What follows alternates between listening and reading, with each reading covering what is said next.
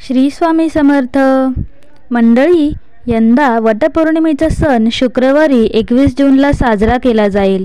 वटपौर्णिमेची तिथी 21 जून सकाळी 7:32 सुरू होईल आणि 22 जून रोजी संध्याकाळी 6:38 ही तिथी समाप्त होईल.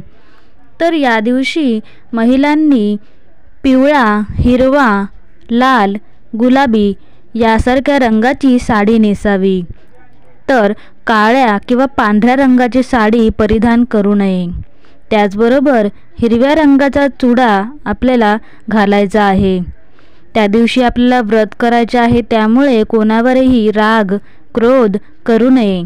वडाची फांदी तोडू नये. त्याऐवजी तुम्ही एखादं छोटंसं वडाचं रोप जमिनीमध्ये लावून त्याची पूजा करणे अतिउत्तम. सर्वांना वटपौर्णिमेच्या खूप खूप शुभेच्छा.